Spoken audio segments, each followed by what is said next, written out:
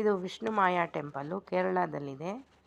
ಇದಕ್ಕೆ ಪ್ರೈವೇಟ್ ಅವರೇ ಮಾಡ್ತಿದ್ದಾರೆ ಇದನ್ನು. ಇಲ್ಲಿ ಪ್ರಶ್ನೆ ಸಹ ಕೇಳ್ತಾರೆ. ಇದು ಶಿವನ ಮಗ ಅಂತಲೇ ಹೇಳ್ತಾರೆ ವಿಷ್ಣುಮಾಯ. ಅಯ್ಯಪ್ಪ ಸ್ವಾಮಿ ಹೇಗೋ ಹಾಗೆ ವಿಷ್ಣುಮಾಯ ಸಹ ಶಿವನ ಪುತ್ರ ಅಂತ ಹೇಳಿದ್ದಾರೆ. ಇದು ತುಂಬ ಕೇರಳದಲ್ಲಿ ಪ್ರಸಿದ್ಧವಾದ ಎಲ್ಲ ದೇವಸ್ಥಾನ ಪೂರ್ತಿ ಬಂಗಾರದ ತಗಡಿನಿಂದ ಲೇಪನವಾದ ದೇವಸ್ಥಾನ. ಇಲ್ಲಿಯ ಗುರುಗಳು ಇವರು ದಾಮೋದರ ಸ್ವಾಮಿಕಳ್ ಅಂತ. 2004ರಲ್ಲಿ ಇದು ಪ್ರತಿಷ್ಠಾಪನೆ ಆಗಿದೆ.